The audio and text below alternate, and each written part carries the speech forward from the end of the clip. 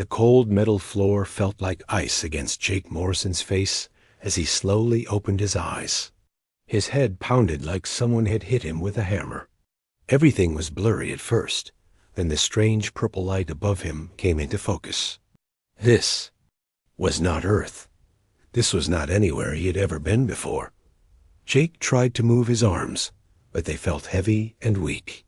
Whatever these aliens had used to knock him out was still working in his system. He remembered the mission clearly now. He and his SEAL team had been checking out some strange energy readings on Kepler 442b, a small planet on the edge of human space. The readings had come from what looked like a mining operation, but no human company was supposed to be working. There, they had been moving through the rocky terrain when the attack came. Bright blue beams of light shot down from the sky. His teammates Danny Rodriguez and Kevin Murphy had been hit first. Jake had tried to reach them, but more beams came. Down. The last thing he remembered was a burning pain in his chest. Then everything went black dot. Now he was here, wherever here was. Jake slowly pushed himself up to sitting position. The room was small and had smooth metal walls that glowed with a soft purple light. There was no door that he could see, just solid walls all around him. The air smelled strange, like metal and something else he could not name. "You are awake," a voice said from somewhere behind him. Jake spun around quickly, his training kicking in despite how tired he felt. A woman was sitting against the far wall. She looked human, with brown hair tied back and wearing what looked like military clothing. Her uniform was torn and dirty, but Jake could see the Marine logo on her shoulder. "I am Lisa Carter," she said. "Marine Sergeant. Been here for 3 days now, I think. Hard to tell time in this place." "Jake Morrison," he replied, keeping his voice low. "Navy. What is this place?" Lisa pointed up at the ceiling. "We are on their ship. Big one, too, from what I can tell. The things that took us, they look like giant lizards that walk on 2 legs. They can talk, but they sound like they are gargling rocks when they do." Jake looked around the small room again. "Are there others?" "Yeah, quite a few, actually. They got people from 3 different colonies. Most are regular folks, but there are a few military mixed in." Lisa stood up and walked closer to him. "The lizard things, they call themselves something that sounds like Cephrians. They seem to think we are some kind of entertainment." Before Jake could ask what she meant, part of the wall simply disappeared. Jake had been looking right at it, and it just vanished like it was never there. A massive creature walked through the opening. It was at least 7 feet tall and covered in dark green scales. Its head looked like a cross between a crocodile and a dragon, with yellow eyes that seemed to glow in the purple light. The alien spoke, but the sounds that came out were nothing like human speech. Deep growls and clicking noises filled the small room. Then a small device on its chest began to glow, and words in English came out of it. "Human prisoners will prepare for selection," the translated voice said. It sounded flat and emotionless, like a computer. "Combat begins in 2 cycles. Winners receive food. Losers receive nothing." Jake stepped forward. "Combat? What kind of combat?" The alien turned its huge head toward him. Those yellow eyes looked him up and down like he was a piece of meat. "Small human asks questions. Small human will learn in the arena. All humans will learn their place." The creature turned and walked back through the opening. As soon as it was gone, the wall appeared again, solid as before. Jake ran his hand along where the opening had been, but could not feel any crack or seam. It was like the wall had never opened at all. "They do that a lot," Lisa said. "Make the walls disappear and reappear. I have not figured out how they do it yet." Jake sat down next to her. "Tell me everything you know about this place." Lisa took a deep breath. "Like I said, we are on a ship. A really big one. They grabbed people from 3 colonies, New Texas, Haven Point, and Yorktown. Took maybe 30 of us total. The lizard things, the Zephyrians, they seem to think fighting is the best entertainment in the universe. What kind of fighting? Gladiator. Stuff. One person against another, or sometimes against some kind of alien animal. They have this big arena with seats all around it. Hundreds of them come to watch. Lisa's voice got quieter. I have seen 2 fights so far. Both times the human lost. Both times the human did not get back up. Jake felt his jaw tighten. These aliens were using humans as entertainment, making them fight and die for sport. It was worse than anything he had ever heard of. There is something else, Lisa continued. I think they see us as weak, really weak. Like we are not even worth worrying about. The guards do not pay much attention to us. They act like we are pets or something. A new sound filled the room. It was like a bell, but deeper and longer. Lisa stood up quickly. That means food time, she said. They will open the wall in a minute. There are others in rooms like this one. We all eat together in a bigger room. Sure enough, the wall disappeared again. This time, no alien came through. Lisa walked toward the opening, and Jake followed her. They stepped into a long hallway with the same purple lighting. Other openings appeared along the walls, and more humans began coming out. Jake counted them as they gathered in the hallway. 28 people total. Most looked scared and confused. A few, like Lisa, had the straight posture and alert eyes of military training. One man caught Jake's attention immediately. He was young, maybe early 20s, with short blonde hair and wearing coveralls with Hayes Engineering printed on them. Back. That is Bobby Hayes, Lisa whispered. Civilian engineer. Smart kid, but scared out of his mind. The group was led down the hallway by 2 more of the large alien guards. Jake studied everything as they walked. The walls, the lighting, the way the aliens moved. His SEAL training had taught him to gather information constantly, even when things looked hopeless. They were taken to a larger room with simple metal tables and benches. Food was already waiting, if you could call it food. It looked like gray paste in metal bowls. It tasted even worse than it looked, but Jake ate every bite. He would need his strength for whatever was coming out as they ate. Jake listened to the conversations around him. People were scared, angry, confused. Some were crying quietly. Others were making plans to escape that would never work. But nobody seemed to understand just how dangerous their situation really was. Jake kept his own plans to himself. These aliens thought humans were weak entertainment. That was good. Let them think that. It would make things easier when the time came to show them exactly what a Navy SEAL could do. Jake woke up to the sound of heavy footsteps in the hallway. He had been trying to sleep on the hard metal floor when the noise started. It was different from the usual guard patrols. This sounded urgent, like something was happening. The wall of his cell disappeared without warning. 3 large Zephyrian guards stood in the opening. The middle one was even bigger than the others, with darker scales and scars across his face and arms. His yellow eyes locked onto Jake immediately. Human Morrison, the translation device said in its flat voice. You are chosen for first combat. Come now. Jake stood up slowly. He had known this moment would come, but it still felt strange to hear his name. How did they know who he was? He had not told them anything more than his first name. Lisa appeared in the doorway of her cell across the hall. Her face was tight with worry. Jake, she called out, but one of the guards growled at her, and she stepped back.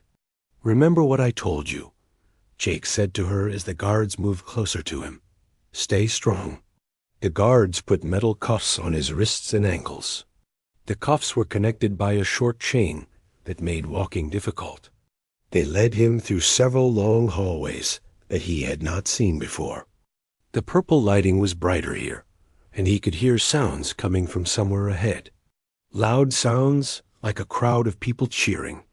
They passed through a set of massive doors that must have been 15 feet tall. The sound hit Jake like a wave. Hundreds, maybe thousands of voices were making noise at once. Cheering, growling, roaring. It was like being inside a football stadium, but much louder and much more frightening. The arena was huge. Jake looked up and saw rows and rows of seats rising up on all sides. Every seat was filled with Zephyrians. Some were smaller than the guards. Others were even bigger. All of them were making noise and looking down at the sandy floor where Jake now stood. The arena floor was circular and maybe 100 feet across. The sand was dark red, and Jake did not want to think about why. Around the edge was a wall about 12 feet high with spikes pointing inward. There was no way to climb out, even if he could get past the spikes. One of the guards removed his chains but left the metal cuffs on his wrists. They felt heavy and made his movements slower. Another guard handed him something that might have been a weapon. It looked like a short sword, but the metal was different from anything he had seen before. It felt light in his hand, but had a good balance. "Human will fight," the translation device announced to the crowd. "Human will provide entertainment for the glory of the Zephyrian fleet." The crowd roared louder. Jake could see some of them holding what looked like betting slips. They were gambling on how long he would last. A gate opened on the far side of the arena. What came through that gate made Jake's blood run cold. The creature was massive, at least 9 feet tall and covered in thick brown fur. It had 4 arms, each one ending in claws that looked like knives. Its head was shaped like a wolf, but bigger, with teeth that stuck out past its lips. Yellow drool dripped from its mouth as it looked at Jake and made a sound that was part roar and part laugh. The crowd went crazy when they saw the beast. This was clearly a favorite. Signs appeared on screens around the arena, showing what Jake guessed were betting odds. The numbers did not look good for him. Krolex champion of 7. Worlds. The announcer's voice boomed through the arena. Killer of 43 opponents. Never defeated in honorable combat. Jake gripped his weapon tighter. 43 wins and no losses. The crowd was cheering for the creature like it was their favorite sports team. They expected this to be over. Quickly, a horn sounded and the Krolex began moving toward him. It did not run or charge. Instead, it walked slowly, taking its time. This was a creature that knew it was going to win. It had done this many times before Jake started moving too, but not toward the beast. He began circling along the wall, peeping as much distance as possible. His SEAL training had taught him that in any fight, you had to use every advantage you could find. Right now, his advantages were speed and intelligence. The Krolex had size and strength, but it also had overconfidence. Creature got tired of the slow approach and charged. 4 arms reached out to grab Jake as it ran at him with surprising speed for something so big. But Jake was ready. At the last second, he dove to the side and rolled across the sand. The Krolex crashed into the wall where he had been standing. The crowd made disappointed noises. They had expected the fight to end right there. Jake did not wait for the creature to recover. He jumped up and slashed at its back leg with his weapon. The blade cut deep, and dark blue blood splashed onto the sand. The Krolex roared in pain and anger. Now it was hurt and mad, which made it more dangerous, but also more likely to make mistakes. The beast spun around faster than Jake expected. One of its massive hands caught him across the chest and sent him flying. He hit the sand hard and felt the air rush out of his lungs. Stars flashed in front of his eyes, and for a moment he could not move. The Krolix came toward him again, but this time it was limping because of the cut on its leg. Jake rolled away just as those knife-like claws slammed into the sand where his head had been. He kept rolling until he could get his feet under him again. Now the crowd was paying attention. This little human was lasting longer than they had expected. Some of them were standing up to get a better view. Jake knew he could not keep dodging forever. The Krolix was hurt, but it was still much stronger than he was. He needed to end this fight soon, or it would end him. He noticed something about the way the creature moved. When it attacked with its upper arms, the lower arms dropped down to balance its body. And when it used the lower arms, the upper ones went higher. There was a pattern, and patterns could be broken. The next time the Krolix charged, Jake did something unexpected. Instead of dodging to the side, he dropped flat on his back and slid between the creature's legs. As he slid past, he drove his weapon straight up into the beast's belly.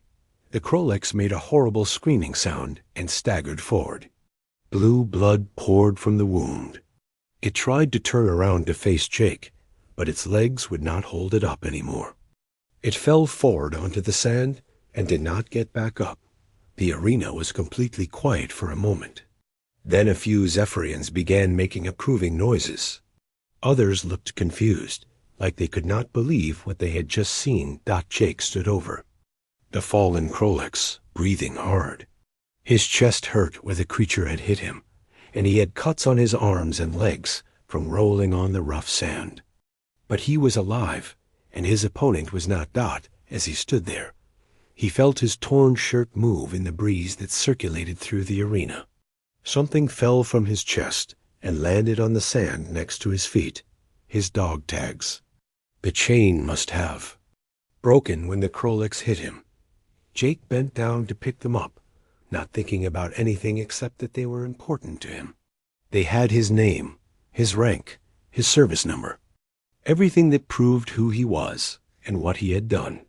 What he did not see was the young Zephyrian technician in the control booth above the arena.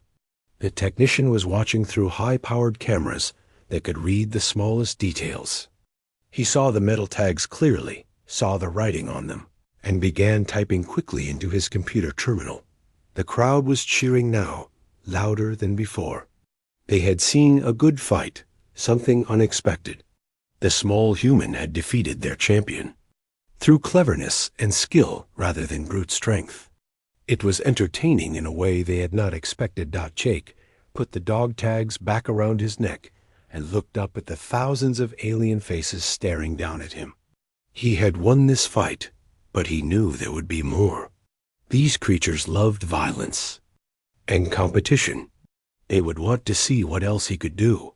What Jake did not know was that his victory had just changed everything. The technician in the control booth was already sending his findings to the ship's command center. Those simple metal tags were about to reveal secrets that would shock the entire Zephyrian fleet. The guards came to escort him back to his cell, but they moved differently now. Before, they had treated him like a piece of cargo. Now they kept their distance and watched him carefully. Word was already spreading through the ship about the human who had killed the Krolix champion. As Jake was led back through the corridors, he could hear aliens talking in their growling language. He could not understand the words, but he could hear the change in their tone. They were no longer dismissing him as weak entertainment. The fight in the arena was over, but Jake Morrison's real battle was just beginning. Kix was only 19 years old by Zephyrian standards, which made him the youngest technician on the warship. He had grown up hearing stories about the great Zephyrian warriors and their battles across the galaxy. The arena fights were his favorite, part of military life, even though he was not a fighter himself. But something about the human's victory bothered him. The Krolix had been undefeated for 3 years. It had killed beings twice the size of the small human without breaking a sweat. Yet this tiny creature had taken it down using nothing but speed and smart thinking. Kix looked at the recording again. On his screen, He watched the human slide under the Krolex and strike upward. It was a perfect move, timed exactly right. Most beings would have panicked when facing such a large opponent. This human had stayed calm and found the one weakness in the creature's attack pattern. Then he saw it again. The moment when the human's shirt tore and something fell to the sand. The human had picked it up quickly, but Kix had cameras that could see everything. He zoomed in on the recording and enhanced the image. 2 small metal rectangles hanging from a chain. There was writing on them, but it was in human symbols. Kix had studied several alien languages as part of his technical training. Human writing was simple compared to most species, so he could read it well enough that the first tag had basic information. Morrison, Jake, a human name, and what looked like identification numbers. But the second tag made Kix sit up straight in his chair. There were more symbols and abbreviations that he did not recognize at first. Kix opened the ship's database and searched for human military information. The Zephyrian Empire had been in contact with humans for almost 50 years now. Most of that contact had been through trade or minor conflicts at the edges of space. But the military kept detailed files on every species they encountered. He typed in the symbols from the human's tag, USN. That meant United States Navy, one of the major military organizations from the human homeworld. But there were more letters. That made his hands shake as he read their meaning. Seal. The database search brought up pages and pages of information. Kix read through it with growing amazement and fear. Navy SEALs were not regular human soldiers. They were something much more dangerous. According to the files, SEALs were an elite special forces unit that took only the best human warriors. Selection process was so difficult that most candidates failed. Those who made it through became experts in underwater combat, demolitions, sniper warfare, and something the humans called unconventional tactics. The database had reports from Zephyrian commanders who had fought against human special forces. The reports were not good reading. One commander described an attack on a Zephyrian outpost where 6 human SEALs had defeated 40 trained Zephyrian soldiers. Another report told of a single SEAL who had destroyed an entire supply depot using improvised explosives. But the most frightening part was the psychological profile. Human special forces were described as beings who never gave up, never surrendered, and never stopped fighting until they won or died. They were trained to use their smaller size and weaker bodies as advantages rather than weaknesses. Kix looked at more files and found something that made his blood run cold. The database had a special warning about human dog tags. Every human military person wore them, but Special Forces tags had extra information that showed their unit and training level. The tags were designed to tell other humans exactly how dangerous the person wearing them was. Jake Morrison's tags identified him as a lieutenant, commander in SEAL Team 6. Kix searched for more information about Team 6 and found files that were marked with the highest security warnings. This was not just any SEAL unit.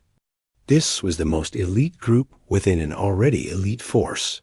The database listed some of Team 6's missions: counter-terrorism operations, hostage rescues behind enemy lines, assassinations of high-value targets. These humans did not just fight in open battle. They were trained to sneak into impossible places and kill specific enemies without being detected. X realized that General Vexstar and the other commanders had no idea what they had captured. They thought Jake Morrison was just another weak human civilian, but he was actually one of the most dangerous warriors in human space, trained specifically to fight against overwhelming odds. The young technician's hands were shaking as he reached for his communication device. He had to report this to his superiors immediately. But as he was about to make the call, he heard footsteps in the corridor outside his workstation. Technician Kix. A deep voice growled behind him. What are you working on so late? Kix turned around to see Captain Zeke Tar, one of the ship's senior officers. The captain was old even by Zephyrian standards, with battle scars covering most of his body. His yellow eyes looked tired, but they missed nothing. Sir, I was reviewing the arena. Recordings, Kix said, trying to keep his voice steady. I found something important about the human prisoner. Captain Zektar moved closer to look at the screen. His eyes widened as he read the database information about Navy SEALs. Show me the prisoner's identification tags. He ordered .ky brought up the enhanced image of Jake's dog tags. Captain Zektar studied them for a long moment, then sat down heavily in a nearby chair. By the ancient codes, the captain whispered, we have been treating an elite warrior like common entertainment. Sir, what should we do? Kix asked. Captain Zektar was quiet for several minutes. Kix could see him thinking through the implications. The Zephyrian military had strict codes about combat and honor. They respected skilled warriors, regardless of what species they came from. But they had been putting Jake Morrison in the arena without knowing his true capabilities. This changes everything, Captain Zektar finally said. A Navy SEAL, especially one from Team 6, is equivalent to our own Shadow Guard units. They are not entertainment. They are weapons of war. Kix had heard of the Shadow Guard. They were the Zephyrian Empire's most elite special forces, warriors who could infiltrate enemy positions and complete impossible missions. If the humans had similar units, it explained how Jake had defeated the Kroleks so easily. We must inform General Vexstar immediately, Captain Zektar said, standing up. But first, I want you to search the database for more information about the other human prisoners. If we have one Special Forces operative, there might be others. Kix began typing quickly. Lisa Carter's information came up first. She was a Marine sergeant, which was impressive, but not at the same level as a Navy SEAL. Bobby Hayes was listed as a civilian engineer with no military training. But as Kix searched through the files of the other prisoners, he found two more. That made his heart race. Danny Rodriguez and Kevin Murphy were listed as members of Jake Morrison's SEAL team. According to the medical files, both had been injured during the capture operation and were being held in the ship's medical bay. Sir, Kix said quietly, we have 3 Navy SEALs on this ship. Morrison's teammates are in medical treatment. Captain Zektar's expression grew even more serious. 3 members of SEAL Team 6, the most elite human warriors in their military. He paused, thinking. If they recover from their injuries, and if Morrison finds a way to reach them ... He did not finish the sentence, but Kix understood. 3 Navy SEALs working together could cause serious damage to the ship and crew. They were trained for exactly this type of situation, being captured behind enemy lines and needing to fight their way out. Contact General Vexstar's quarters immediately, Captain Zektar ordered. Tell him we have an emergency situation that requires his immediate attention. And KYX ... Yes, sir? Do not let anyone else know about this discovery until the General decides how to proceed. If word spreads through the ship that we have been dishonoring elite warriors, it could cause serious problems with crew morale. Kix nodded and began making the call to General Vexstar's private quarters. As he waited for the connection, he looked back at the image of Jake Morrison standing over the defeated Kroleks. The human looked so small and weak in the recording. But now Kix knew the truth. They had not captured a piece of entertainment for the arena. They had captured one of humanity's deadliest weapons.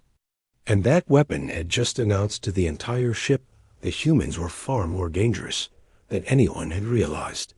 The communication device buzzed, and General Vexstar's angry voice came through the speaker. He had been sleeping and was not happy about being woken up. This better be important, Captain, the general growled. Sir, Captain Zektar replied, "We need to meet immediately. We have discovered something about the human prisoner Morrison that changes everything." There was a long pause. Then General Vextar's voice came back, much more alert than before. "I will be there in 5 minutes. Have all the information ready." As they waited for the general to arrive, Kix continued searching through the database. Every piece of information he found made the situation worse. Navy SEALs were not just individual fighters. They were trained to work as teams, to use captured equipment, and to turn any environment into a battlefield. Jake Morrison had won his first arena fight, but that was probably the least dangerous thing he could do on this ship. If he decided to start a real war, Kix was not sure the Zephyrian crew would be ready for what was coming. General Vextar stood in his private command room, staring at the information displayed on the large screen. The data about Jake Morrison and Navy SEALs covered every surface. Captain Zektar and young technician Kix waited quietly behind him, both nervous about what the general would decide. "So," General Vextar said slowly, "we have been throwing one of humanity's most elite warriors into our arena for entertainment." His voice was calm, but everyone in the room could feel the anger underneath. "And his teammates are recovering in our medical bay." "Yes, sir," Captain Zektar replied. According to the database, Lieutenant Commander Morrison has completed over 40 special operations missions. His success rate is nearly perfect. General Vextar turned around, his yellow eyes blazing. Nearly perfect. Against overwhelming odds, behind enemy lines, using unconventional tactics. He paused, thinking. The same tactics he used to defeat our Krolex champion. The general walked to his desk and activated his communication system. "This is General Vextar.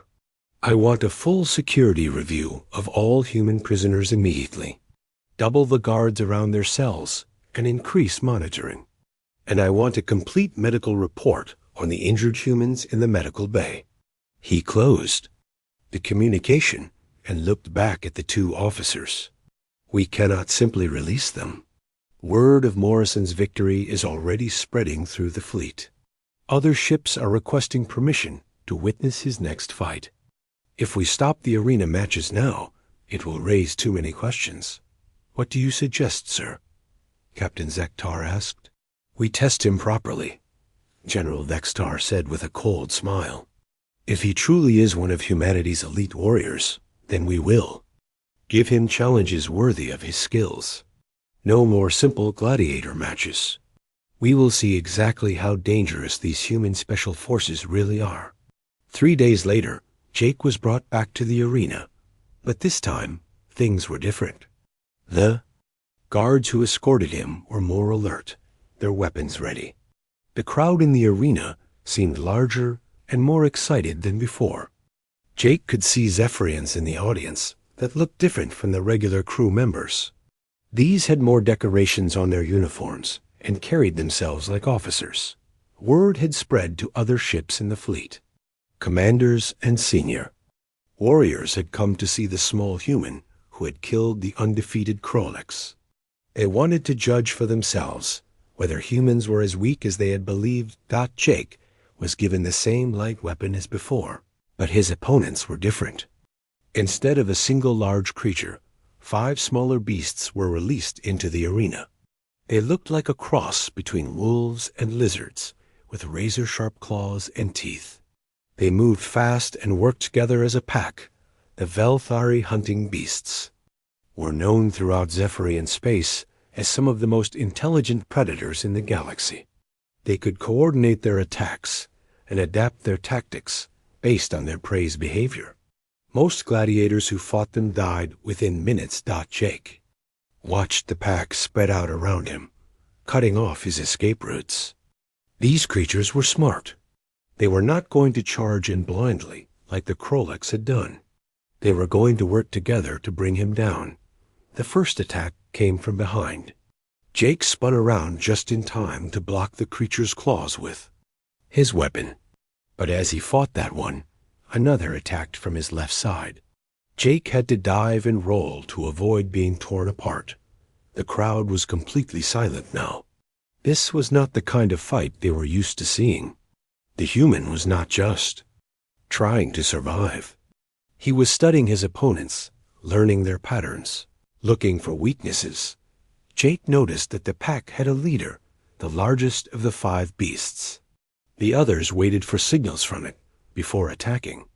If he could take out the leader, the others might become confused and easier to defeat, but getting to the leader meant going through the other 4 beasts. Jake began moving in a wide circle around the arena, keeping all 5 creatures in sight. He was patient, waiting for the right moment. When it came, Jake moved faster than any of the watching Zephyrians had expected. He feinted toward one beast, and rolled under another, and came up behind the pack leader. His weapon found its mark, and the leader fell. Without their leader, the remaining 4 beasts became confused and started fighting each other instead of working together. Jake was able to pick them off one by one until all 5 lay still on the arena floor. The crowd erupted in cheers and growls of approval. This had been a real fight, not just entertainment. The human had shown tactical thinking and adaptability that impressed even the veteran warriors in the audience. In the command booth above the arena, General Vexstar watched with growing respect.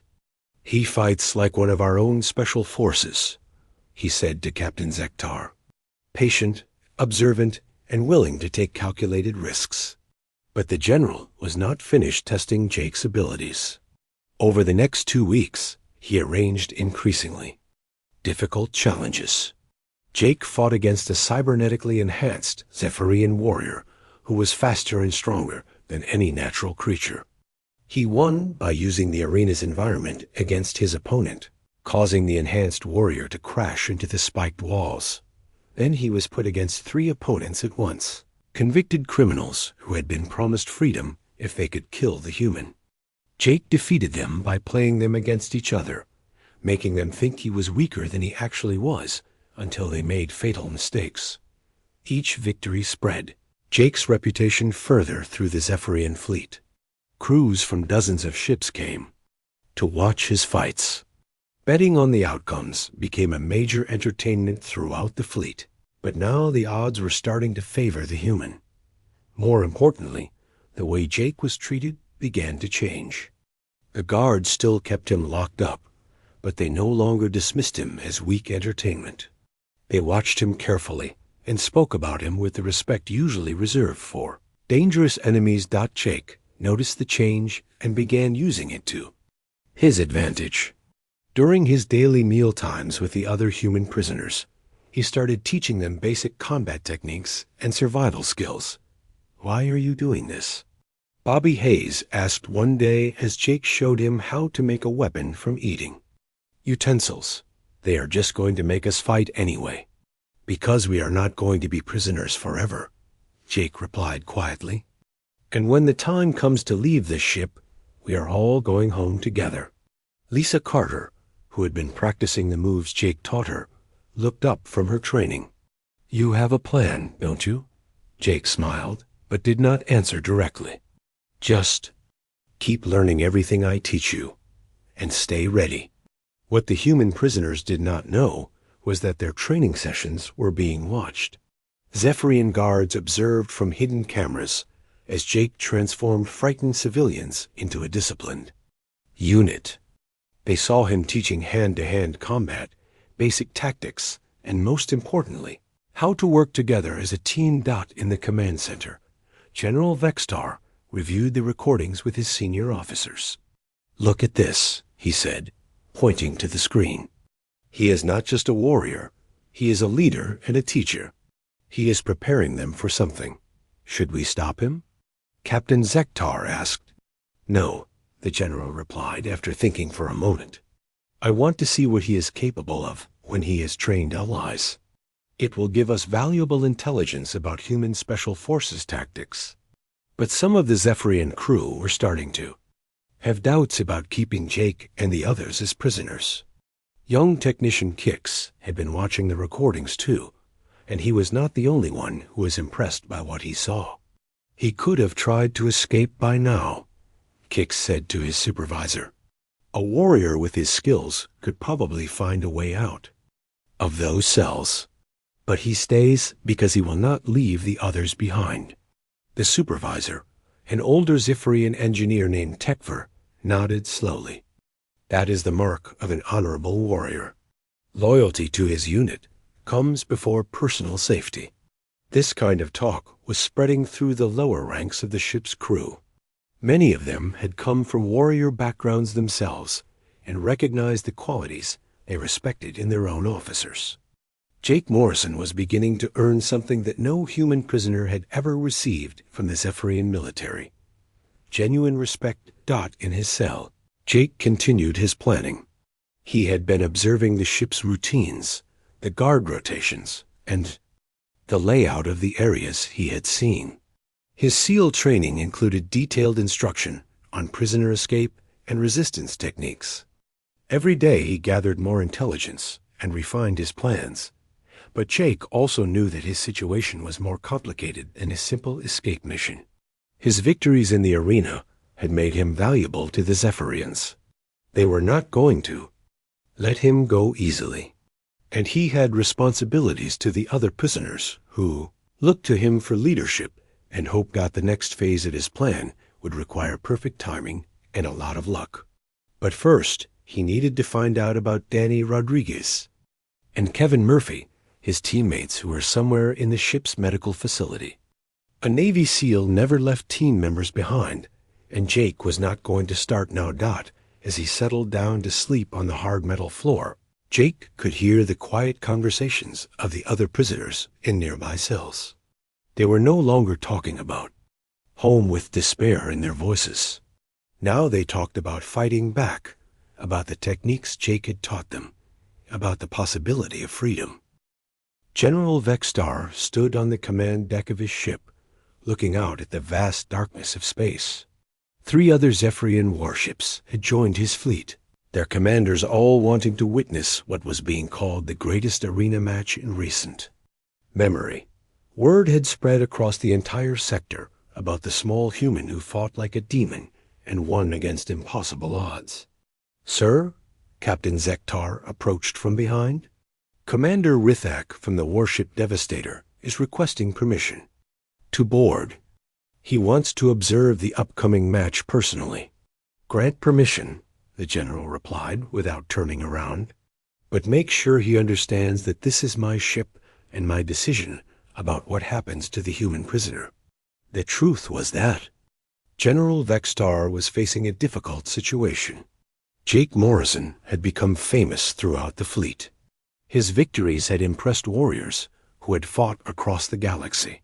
But keeping him as a prisoner was becoming harder to justify, especially among his own crew members who were starting to respect the human. The general had decided on one final test.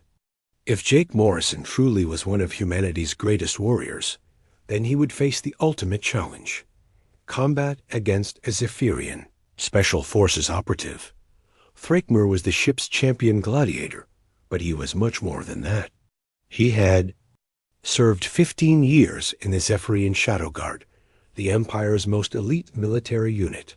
He had completed missions behind enemy lines, assassinated rebel leaders, and survived battles that had killed entire squads of regular soldiers.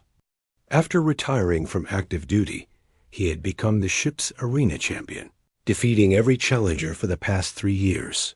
The decision to pit Thrakmer against Jake was unprecedented. Zephyrian military code strictly forbade using elite warriors against prisoners for entertainment. But General Vextar had convinced the fleet command that this was not entertainment, it was intelligence gathering. They needed to know exactly how dangerous human special forces really were. In his cell, Jake was making final preparations for what he sensed would be his most important fight. Lisa Carter had been moved to a cell where she could see him through the walls, and he could tell she was worried. "This feels different," she said through the small opening that allowed them to talk. "The guards are more nervous today. They keep checking their weapons, and talking in hushed voices. Jake nodded. He had noticed the same thing. They are planning something big. Whatever it is, they want to make sure they are ready for it.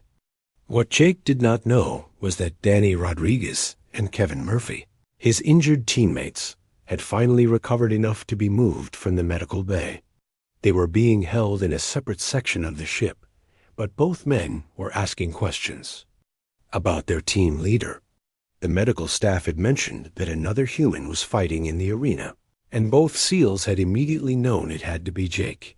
The arena preparation took longer than usual. When Jake was finally brought to the staging area, he could see that the crowd was much larger than before. The seats were packed with Zephyrians from multiple ships, including many wearing the uniforms of high-ranking officers. This was not just an entertainment event. It was a formal demonstration. General Vextar himself appeared in the staging area, something that had never happened before. The general looked down at Jake with eyes that held a mixture of curiosity and respect. "Human Morrison," the translation device said, "today you face our greatest champion, Thrakmer of the Shadow Guard. This is not punishment or entertainment. This is a test of honor between warriors." Jake looked up at the massive general. "What happens if I win?"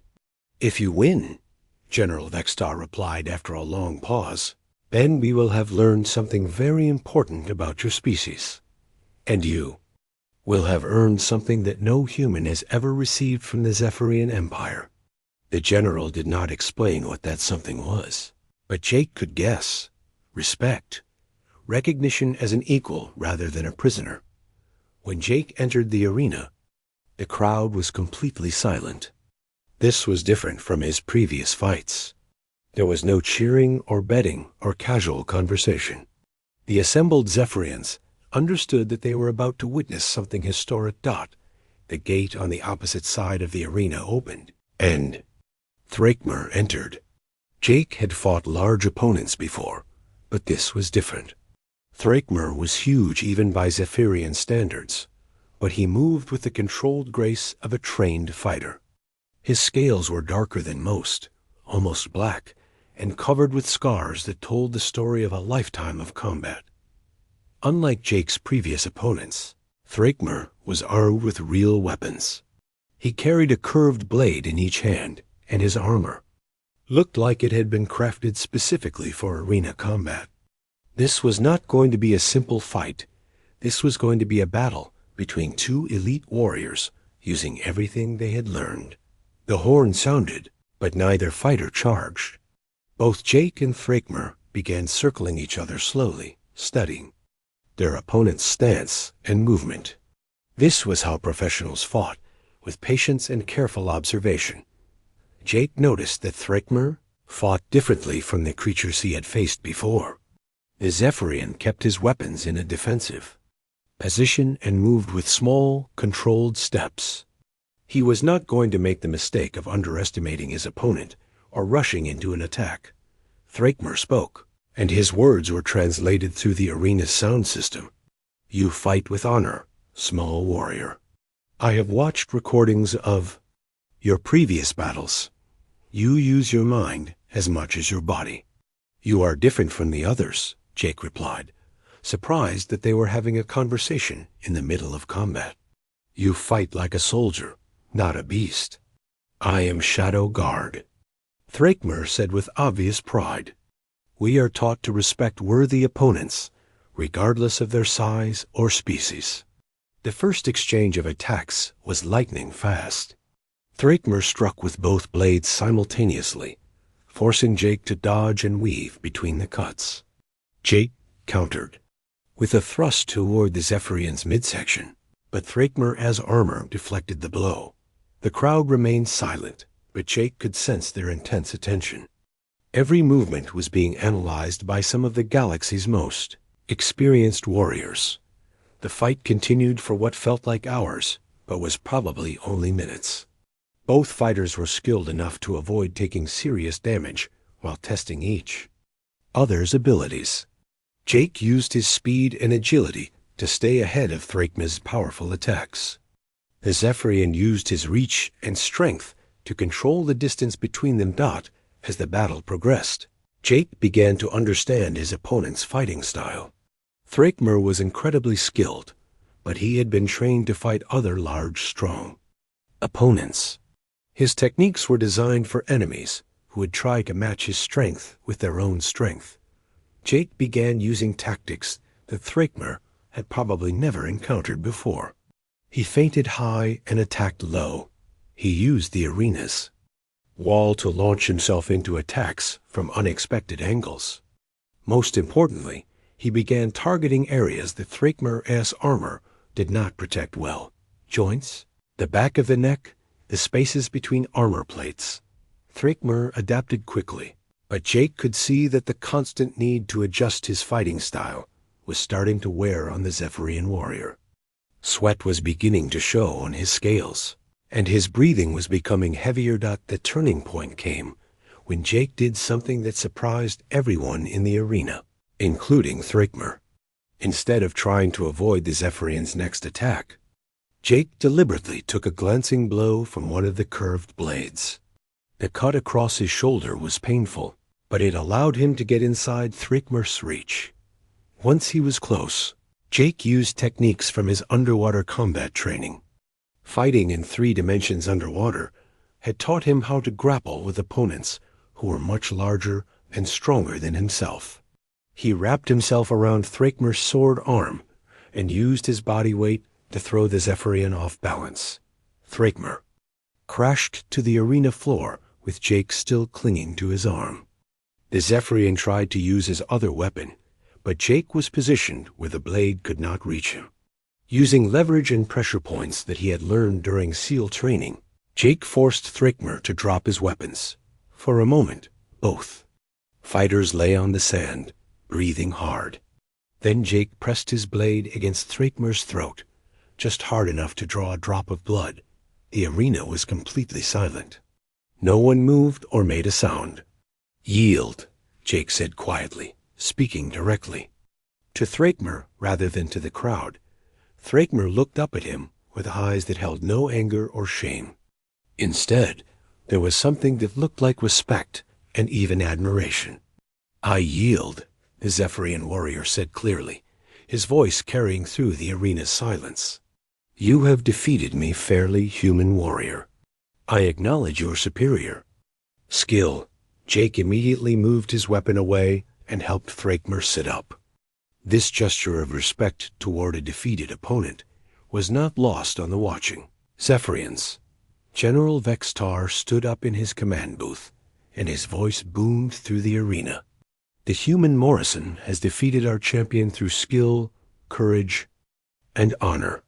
By the ancient codes of warrior conduct, he has earned the right to be treated as an equal." 3 hours after his victory over Thrakmer, Jake was moved to a different part of the ship. Instead of the small prison cell he had grown used to, he was taken to what looked like guest quarters. The room had an actual bed, a chair, and even a small table with real food instead of the gray paste he had been eating for weeks. But Jake was not thinking about the improved conditions. His mind was focused on what General Vextar had said about earning something no human had ever received from the Zephyrian Empire. He needed to find out exactly what that meant, and more importantly, how he could use it to help the other prisoners. A soft sound made him look up. Part of the wall was disappearing, just like in his old cell, but this time the opening was larger. General Vextar stepped through, followed by Captain Zektar and the champion Thrakmer. Jake was surprised to see that Thrakmer's wounds had been treated and he was moving normally. "Lieutenant Commander Morrison," General Vextar said, using Jake's full military rank for the first time. "We need to talk." Jake stood up but remained alert. Even though his situation had improved, he was still a prisoner on an alien warship. "I am listening, General. Your victory today has created a situation that has never happened before in Zephyrian military history." The general began. "You have defeated our champion in honorable combat, earning the respect of warriors from across the fleet. According to our ancient warrior codes, you must now be treated as an equal rather than a prisoner. Thrakmer stepped forward.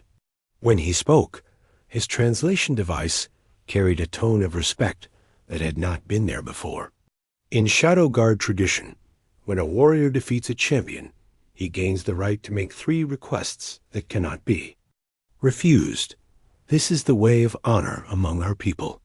Jake felt his heart race, but he kept his expression calm. 3 requests that could not be refused. This was the opportunity he had been waiting for. What are the limits on these requests? Jake asked carefully. They must be reasonable and honorable, General Vextar replied. We cannot grant requests that would harm the Zephyrian Empire or violate our core military principles. But within those boundaries, your requests will be honored, Jake thought quickly. He had to be smart about this. If he made the wrong requests, he might save himself but leave everyone else behind. That was not acceptable. My first request, Jake said slowly, is for the freedom of all human prisoners currently held on this ship. We return to human space together, or not at all. General Vextar nodded.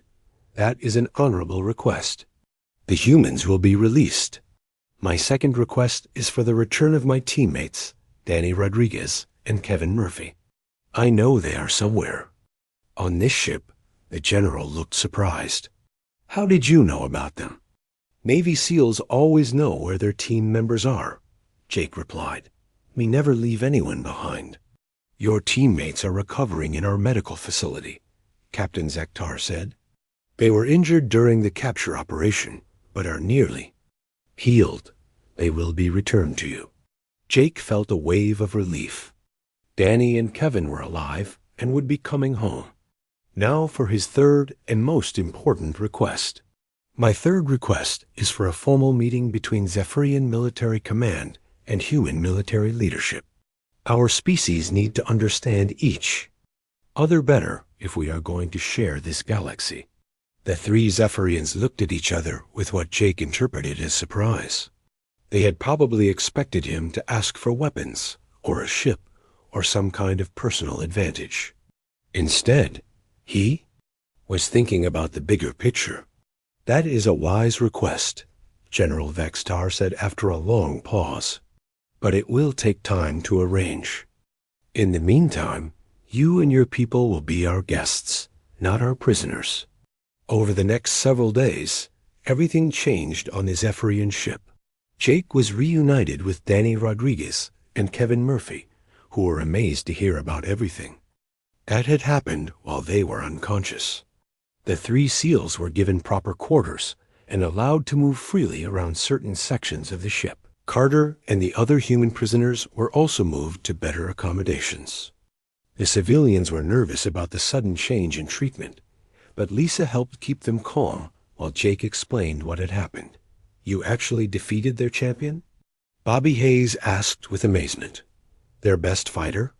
It was not easy, Jake admitted. But sometimes being smaller and faster is better than being bigger and stronger. What surprised Jake most was how much the Zephyrian crew's attitude had changed. Guards who had once ignored him now stopped to nod respectfully when they passed him in the corridors. Young Technician Kix approached him one day with obvious excitement. Lieutenant Commander Morrison, Kix said through his translation device, many of us have been studying human military tactics since your victory. Your species' approach to warfare is very different from ours, but very effective. How so? Jake asked, curious about the alien perspective. Zephyrians rely on strength and direct confrontation, Kix explained. But humans use creativity and adaptation. You turn disadvantages into advantages. It is something we never expected from such a small species. Jake spent several hours talking with Kix and other crew members about military strategy and tactics. The conversations were fascinating because they showed him how different species could learn from each other. The Zephyrians were impressed by human flexibility and innovation, while Jake gained respect for their discipline and honor codes. The most important conversation happened when Thrakmer requested a private meeting. The former champion had been observing Jake carefully since their fight, and had reached some conclusions about human capabilities. "Your victory was not luck," Thrakmer said as they sat in one of the ship's observation lounges, looking out at the stars. "You fought with the skill of someone who has faced death many times and learned from each encounter. That is what's special. Forces training teaches you," Jake replied, "how to survive when everything goes wrong." "This is what our leadership needs to understand," Thrakmer continued. "We have been treating humans as a minor species because you are physically smaller than most galactic civilizations. But your true strength is not physical. It is mental and emotional." Jake nodded. "Humans do not give up easily. When we are pushed into a corner, we fight harder, not weaker." 2 weeks later, a human diplomatic ship arrived at the coordinates that General Vextar had transmitted. Jake watched from the observation deck as the sleek vessel approached the Zephyrian fleet. Soon he would be going home, but he knew that this was not really an ending. It was the beginning of something new. Admiral Kate Morrison, Jake's sister and commanding officer, came aboard the Zephyrian ship with a full diplomatic team. The meeting between human and Zephyrian leadership took place in the ship's main conference room, with Jake serving as an advisor due to his unique experience. "Your brother has changed how our entire military views humanity," General Vextar told Admiral Morrison. "We no longer see your species as weak or insignificant. We see you as worthy allies or dangerous enemies, depending on the choices we make. Going forward." Admiral Morrison looked at Jake with obvious pride. "My brother has always had a talent for making friends in unexpected places." The formal negotiations took several days, but the result was a new understanding between the two species. Trade agreements were signed, communication protocols were established, and most importantly, both sides agreed to share military intelligence about common threats in the galaxy. As Jake prepared to leave the Zephyrian ship, General Vextar presented him with a gift. It was a ceremonial blade, similar to the one Thrakmer had carried in their fight. "This weapon is given only to warriors who have earned the highest respect of the Zephyrian military," the general explained. "You are the first human to receive such an honor." Jake accepted the blade with appropriate ceremony. "I will carry it with pride, and I hope it reminds both our species that strength comes in many forms."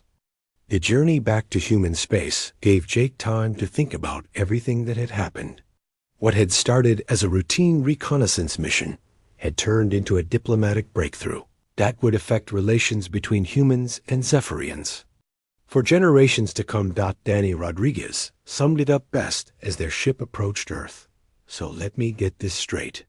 You got captured, thrown into alien gladiator fights, defeated their champion, and accidentally started a new era of interspecies cooperation.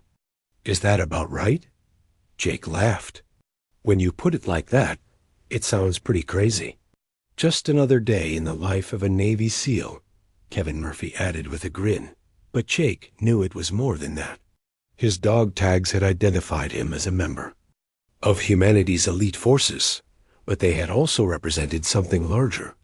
They had shown the Zephyrians that humans were not weak creatures to be dismissed or used for entertainment. They were warriors, explorers, and survivors who deserved respect. As Earth grew larger in the view screen, Jake touched the dog tags hanging around his neck. Such small pieces of metal, but they had changed the course of history.